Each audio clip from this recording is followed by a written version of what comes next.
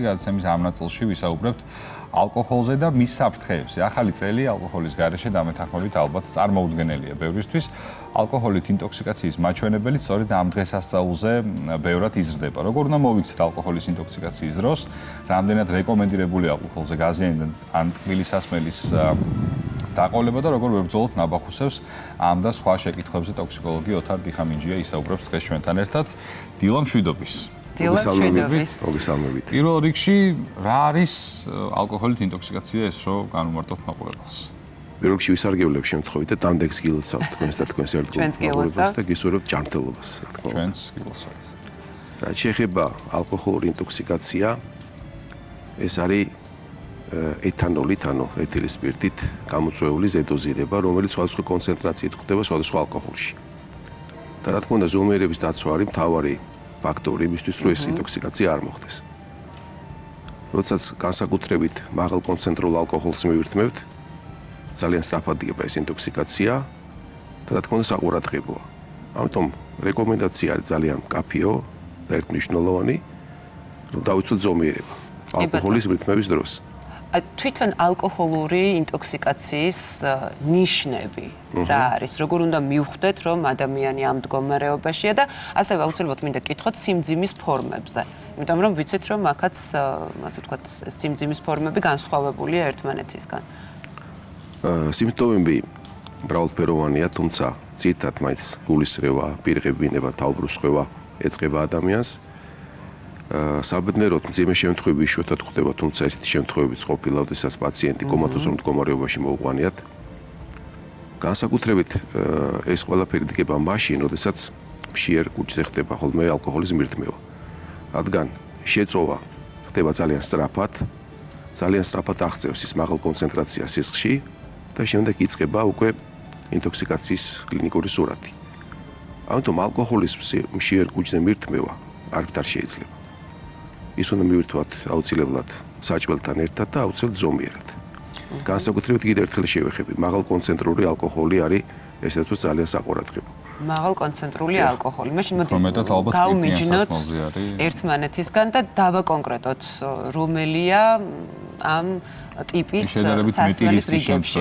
დიახ, ესე იგი მოგეხსენებათ, რომ ღვინოში ძირითადად ალკოჰოლის პროცენტული შემცველობა არის 12%, ხოლო აი როგორც არის ვისკი, კონიაკი, რომი და ასეთი სასმელები თითქმის 40%-ს აღწევს. უნებრივი რაც უფრო მაღალია კონცენტრაცია, მაშინ ეთანოლის ამით უფრო სწრაფად დგება თრობის პროცესი და ასე შემდეგ უკვე იწყება უკვე ინტოქსიკაცია, როდესაც საუბარი არის ჭარბის მიღებაზე და შესაბამისად უმჯობესია თუ ადამიანს უნდა სწრაფად არ დათვრეს და არ დადგეს ეს ინტოქსიკაციის ესე ვთქვათ კლინიკური სურათი მიირთვას ნაკლები კონცენტრაციის შემცველი ალკოჰოლი, როგორც არის მაგალითად ღვინო. თქვენ ახსენეთ დოზირება. არსებობს რაიმე უსაფრთხო დოზა პირობითად სასმის მიღების, რომლის შემთხვევაში გვეცოდინება, რომ გამორიცხულია მივიდეთ ინტოქსიკაციამდე, თუ რა თქმა უნდა რაიმე სხვა არ გამოიწვია ეს ყველაფერი. ეს არის ძალიან ინდივიდუალური. ნებისმიერ ადამიანს აქვს თავისი ინდივიდუალური ესე ვთქვათ დოზირება და მაჩვენებელი. აი ამ ალკოჰოლს ანუ ეთანოლს შლის ესეთ ფერმენტი ქვია ალკოჰოლდეჰიდროგენაზა და ის ადამიანს გარკვეული რაოდენობით აქვს ორგანიზმში. რაც უფრო სწრაფად ხდება შეწოვა, მით უფრო მაღალ კონცენტრაციას აღწევს ხოლმე სისხლში ეს ეთანოლის კონცენტრაცია, იწყება შემდეგ მისი დაშლის პროცესი, მაგრამ ეს ფერმენტი არის ლიმიტირებული ჩვენს ორგანიზმში. როდესაც დოზა აღემატება დასაშვებ ზრულ ნორმებს, დგება შემდეგ უკვე ეს ზოგჯერ სავალალო შედეგები. ეს მინდა და ბატონო თარ მეკითხა თქვენთვის, რომ რატომ არის რომ განსხვავებულად მოქმედებს ხოლმე ალკოჰოლი ადამიანებზე, ადამიანების ნაწილი ვიცით, რომ ძალიან მცირე ალკოჰოლის მიღების შემთხვევაშიც კი ექცევა, ასე ვთქვათ, მისი გავლენის ქვეშ, ნაწილისთვის კი ეს პრობლემა საერთოდ არ არის. სუსტად ამაზეა დამოკიდებული რა. ვიღაცასთან ეს ფერმენტი ძალიან კარგად და სწრაფად გამოიყოფა და იწყება ეს დაშლის პროცესი, ხოლო ვიღაცას შედარებით ეს მცირე რაოდენობით აქვს. თუმცა კიდევ ერთხელ ვიმეორებ, რომ ჯერ კიდევ პარაცელსი ამბობდა, რომ დოზა ქმნის შხამს. ამიტომ დავიცვათ ზომიერება და მივირთვათ ზომიერად ნებისმიერი ალკოჰოლური სასმელი. თავისთავად. ძალიან ბევრი კი ბატონო, ძალიან ბევრი ხერხი მომისმენია, იმის მიუხედავად რომ მე არ ვარ დიდად მომხმარებელი და მაინც არ გამოვირჩევ ალკოჰოლის სიყვარულით, მომისმენია ძალიან ბევრი ხერხი სხვადასხვა საკვების შესახებ, რომ მაგალითად რაც უფრო ცხიმიან საკვებს მიიღებ ალკოჰოლთან ერთად. ხო, მე ვერ წარმომიდგენია როგორ შეიძლება ჭამონახევარი კარგი იმისთვის რომ მე ძალიან ბევრი დალიო, რატომ უნდა გააკეთო ან ერთი ან მეორე, მაგრამ არის თუ არა რაიმე ისეთ თქვა კონკრეტული კერძები ან კონკრეტული ნივთიერების შემცველი კერძები ან რომელიმე ვთქვათ სხვა სასმელი, რომელიც შედარებით ანეიტრალებს ამ ალკოჰოლს. ეს განეიტრალება ცოტა პირობითი ნათქვამია. მათ საუბარია, რომ ნაკლები რაოდენობით მოხდეს შეწოვა. კიდევ ერთხელ ვიმეორებ, რაც უფრო სწრაფად ხდება შეწოვა ორგანიზმში და სისხლში მისი კონცენტრაცია მაღალ დონეს აღწევს, მით სწრაფად დგება თრობის პროცესი. ამიტომ საკვები და განსაკუთრებით ცხიმიანი ამ შეწოვის პროცესს აფერხებს. და სწორედ ამიტომაც ხდება ხოლმე, რომ ნაკლებად თვრება ადამიანი, როდესაც კარგად მიირთმევს ქართულ ტრადიციულ სუფრაზე, ესე ვთქვათ, საკვებს და ნაკლები თრობის პროცესია და ნაკლებად ვითარდება ეს თრობის პროცესი. აი ამაში მდგომარეობს სწორედ ეგ ლოგიკა. თორე ეს არ ანეიტრალებს უბრალოდ ხელს უშლის შეწოვას. კი ბატონო. ბატონო, სხვა ჩერს გუშინ, როდესაც გადავხედე ყველაზე გავრცელებულ შეცდომებს, იმ შემთხვევაში თუ ვართ ალკოჰოლური ინტოქსიკაციის მსხვერპლი, მათ რიგებში ამოვიკითხე, აი მაგალითად ცივი შხაპი, ყავა, ასევე ენერგეტიკული სასმელი, ძილი, ვთქვათ, მაშინ როდესაც არ ყავს გვერდით ან მეგობარი ოჯახის წევრი ან ადამიანი, რომელიც მოგვაქცევს ან ისევ სასმელი, რომლითაც ამ მდგომარეობაში ჩავარდით, ესეც ერთ-ერთი ხერხი არის ხშირად. და ვიცით ხშირად ხო, რომ ადამიანები მართლა მაშინ როდესაც არიან ამ მდგომარეობაში, მიმართავენ სხვადასხვა ხერხს იმისთვის, რომ გამოიყვანონ საკუთარი თავი. რამდენად არის მნიშვნელოვანი, რომ სწორად ვიმოქმედოთ მაშინ, როდესაც ალკოჰოლური ინტოქსიკაციის მსხვერპლი ვართ. ეხლა გავმიჯნოთ ერთმანეთისგან ალკოჰოლის ქრონიკული მოხმარება და როდესაც ადამიანი მიიღებს ერთჯერადად, დაუშვათ თვეში ერთხელ და ცოტა ჭარბად და მეორე დღეს აქვს გარკვეული სიმპტომები, როგორც არის თავის ტკივილი, აქ შეზღუდული ყოველდღიური ფიზიკური აქტივობა, არ შეუძლია თავის საქმე განახორციელოს კარგად, ეცვლება გუნდება განწყობა და ასე შემდეგ. უძალობა. ასე დროს მნიშვნელოვანია, რომ პირველ რიგში მივიღოთ ზომიერი რაოდენობით სითხე, დავისვენოთ, მძიმე ფიზიკური აქტივობა არ არის რეკომენდებული, რაც შეეხება მეორე დღეს ალკოჰოლის მიღებას, როდესაც მწვავე ინტოქსიკაციაზეა საუბარი, ასევე არ არის რეკომენდებული. ერთ-ერთი მეორე რომ უნდა გავმიჯნოთ ერთმანეთისგან ქრონიკული მოხმარებლები, იქ სხვა პროცესი მიმდინარეობს ხოლმე.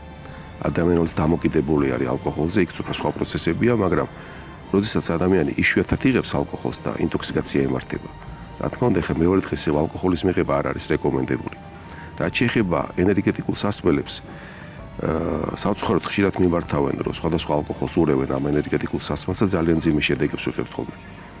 სწრაფად ხდება კიდევ უფრო ალკოჰოლის შეწოვა ამ ენერგეტიკული სასმელების მიღების დროს და ვითარდება ეგრეთ წოდებული სტიმულანტებით მოწამვლა, რაც ძალიან საშიშია და ამიტომ არ არის რეკომენდებული, რომ ალკოჰოლთან ერთად მივიღოთ ეგრეთ წოდებული ენერგეტიკული სასმელები. მაშინ მაღალი კონცენტრაციით არის ძალიან კოფეინი და იწვევს გარკვეულ გვერდით ეფექტებს, რაც არის ხოლმე მე ჰოსპიტალში მომართვის მიზეზი და ამიტომ ჯობია მივიღოთ სითხები, დავისვენოთ და მძიმე ფიზიკური აქტივობისგან თავი შევიკავოთ. ეს არის ესეთი არის რეკომენდაცია ამ დროს. კარგი, ანუ პირველადი დახმარების წესები.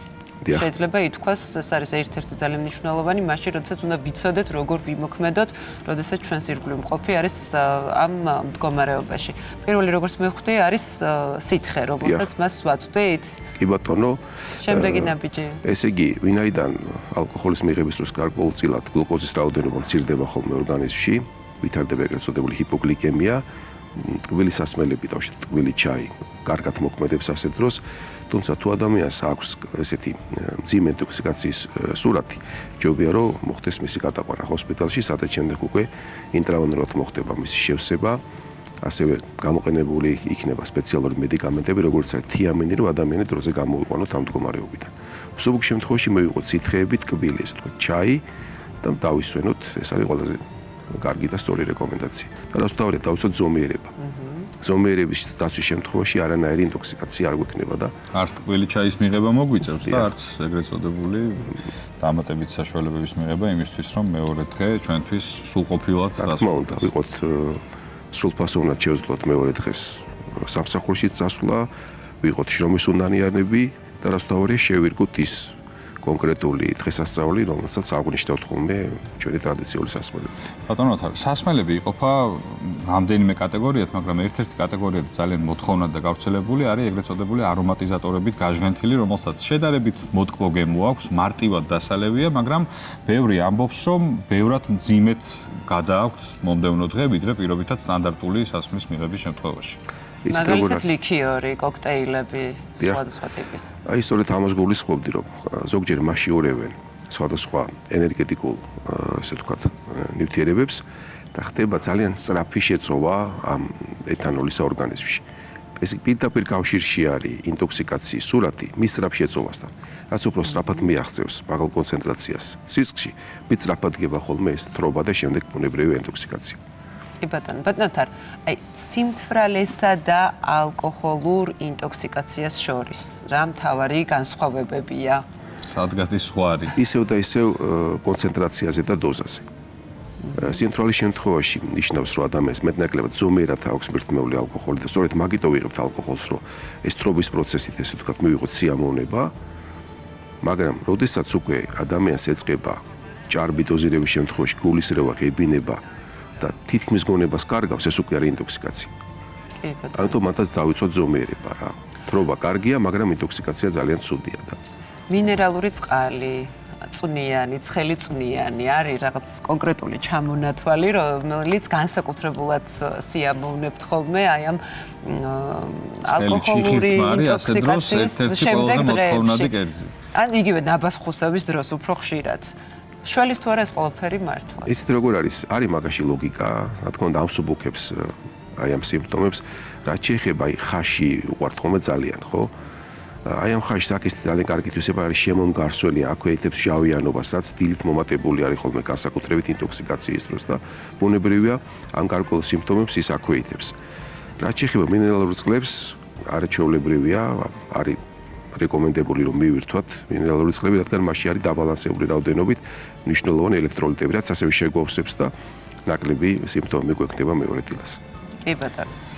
მოკლედ ეს პერიოდი არის ყველასთვის ალბათ ქართულ სუფრასთან და მცირე αλკოჰოლთან ასოცირებული, ამიტომ ჯობია რომ შევირგოთ საახალწლო პერიოდი, ყველაფერი მივიღოთ როგორც საკვები ასე სასმელი ზომიერად. უსაფრთხო დოზა.